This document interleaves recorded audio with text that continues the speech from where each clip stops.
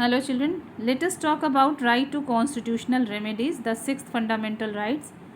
Fundamental rights are justiciable. A suit can be filed in a high court or the Supreme Court if fundamental rights are violated. Justiciable, it means we can get justice for the fundamental right. We can move to the court if our any fundamental right is violated. यानी हमारी कोई भी fundamental rights जो मौलिक अधिकार हमें मिले हैं वो हमसे छीने जा रहे हों, वायलेटेड हो रहे हों, तो क्या है, हम कोर्ट जा सकते हैं. वेयर सुप्रीम कोर्ट और high court we can file a suit है. Now the next is given article 32 gives the right to constitutional remedies. This right is given to the citizens to move Supreme Court for the enforcement of other fundamental rights conferred on them. Doctor Ambedkar describe this article heart and soul of the constitution. क्यों कहा है doctor Ambedkar ने इसे heart and soul of the constitution? In essence it is not a right but a remedy. ये संवैधानिक उपचारों का अधिकार इसे कहा जाता है बच्चों. क्यों? क्योंकि ये हमारे बाकी के जो फंडामेंटल राइट्स हैं ना उनको प्रोटेक्शन देता है. It means any one of the right is taken from us what violated, then we can move to the court according to this right to constitutional remedies.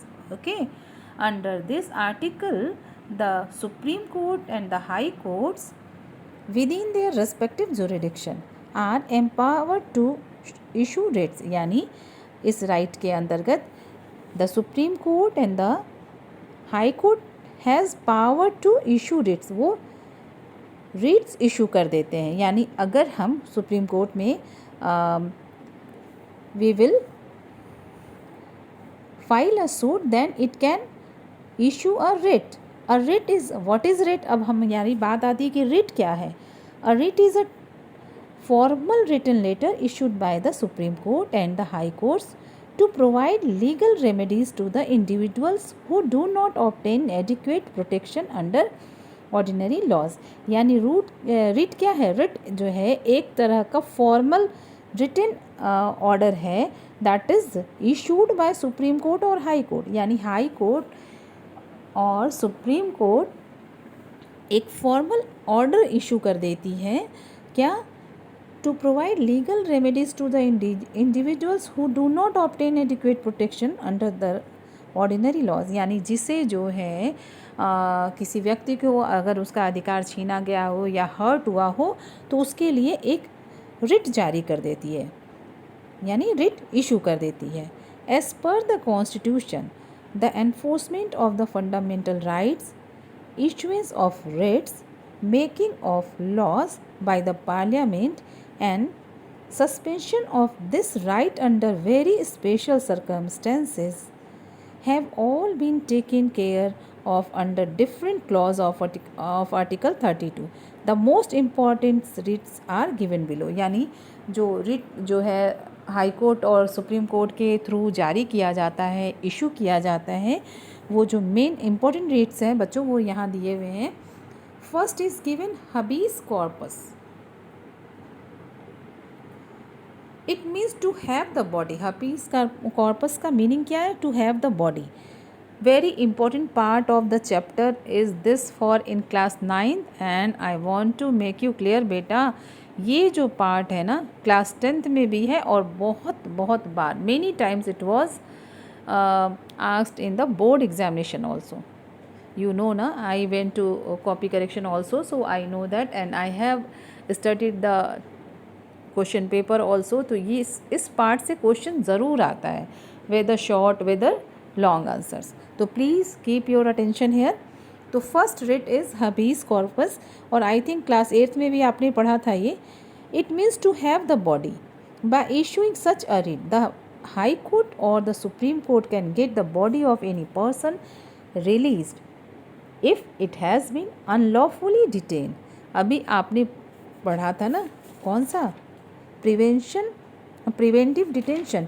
यानी किसी को अगर ज़बरदस्ती डिटेन किया गया है तो उसके लिए ये रिट इशू किया जा सकता है सुप्रीम कोर्ट और हाई कोर्ट के द्वारा. क्या? Habeas corpus, it means to have the body, यानी उस पर्सन को छोड़ दिया जाए। This writ is thus a great safeguard for the personal freedom of a citizen. Now children, the second writ is mandamus. Mandamus in Latin it means we order. Mandamus का मतलब है we order, यानी ये जो है orders जारी किया जा रहा है किसके through? It is a command or an order from a superior court to a lower court और an administrative authority to perform a certain duty, यानी कोई एक सुपीरियर कोर्ट यानी सुप्रीम कोर्ट हाई कोर्ट को ये रिट इशू कर सकती है, हाई कोर्ट लोअर कोर्ट को ये रिट इशू कर सकती है, या किसी भी अथॉरिटी को ये रिट इशू किया जाता है क्या?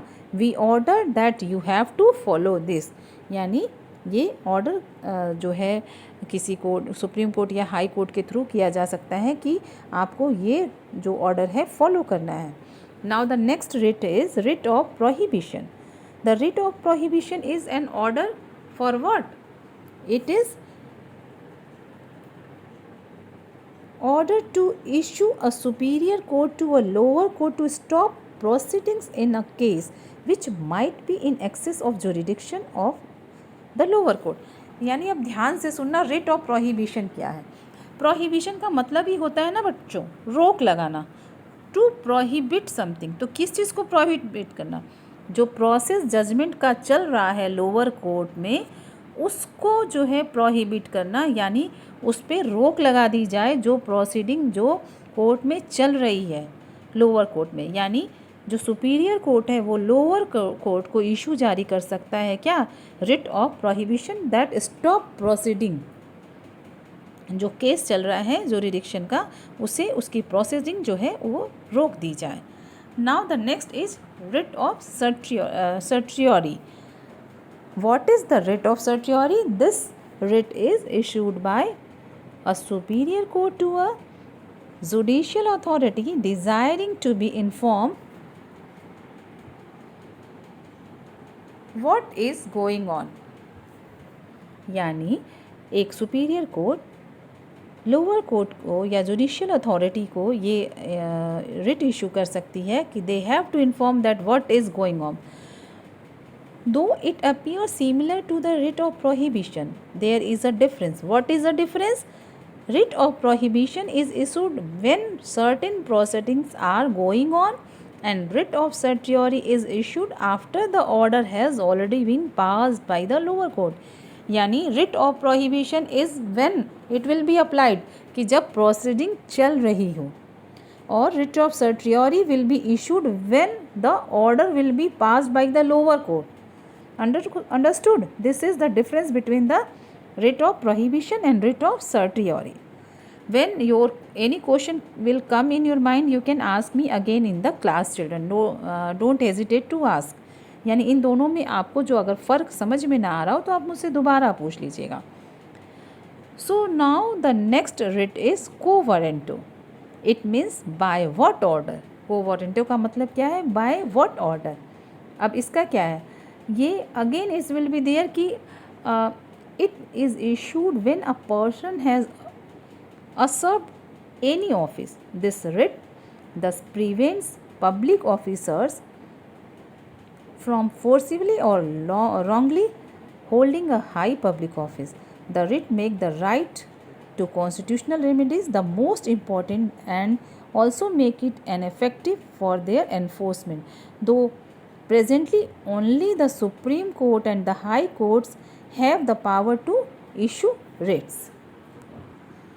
Now children, the last writ meant that if any person take any position illegally, यानी कोई ज़बरदस्ती किसी हायर पोजीशन को अगर ले लेता है तो then the writ can be issued for that कि by what order you have got that place. This writ thus prevents public officers from forcibly or wrongly holding a high public office.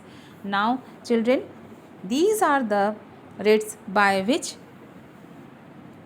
make the right of constitutional remedies the most important and also make it an effective tool for their enforcement. यानी ये जो fundamental right है बाकी की सारी fundamental right को एक सुरक्षा प्रदान करता है. दो presently only the supreme court and the high court has power to issue writ. Now children, you can give a glance here. Fundamental rights is given all the fundamental rights: right to equality, right to freedom, right against exploitation, right to freedom of religion, cultural and educational rights, and right to constitutional remedies, and the last one is right to education. Let us continue that. What is given in right to education? The right has been granted by the Constitution. 86th Amendment Act in 2002.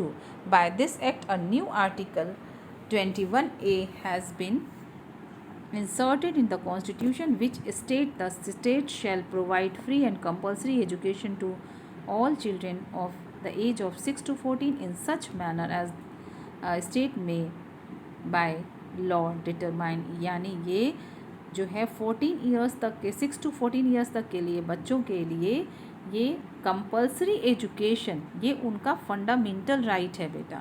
And it is the duty also of the parent to what to arrange the education for this age of the children. Okay, and ये which amendment ये अक्सर यह question repeat करता है बेटा. by which amendment the right to education has been added in the constitution. तो by which amendment? 86th amendment in 2002. and by the act a new article 21A has been inserted in the constitution to ensure the children for what? Their right to education. Now let us talk about right to property. Article 31 of the Constitution had earlier empowered the citizen of India to purchase, hold and dispose of movable and as well as immovable property as a fundamental right. However, in the keeping the socialistic philosophy of the Constitution, the right to property was deleted. यानी एक right हमारी right to property भी थी, but now it is deleted from the list of fundamental rights by the 44th Amendment Act in 1978. Please underline this also, children. By the 44th Amendment Act in 1978, the right to property was deleted from the list of fundamental rights. This amendment made the right to property, Article 300A, a legal right only. It is now not a fundamental right. Okay, only 7 fundamental rights are there that we have completed. Now in next video we will continue the next topic, children.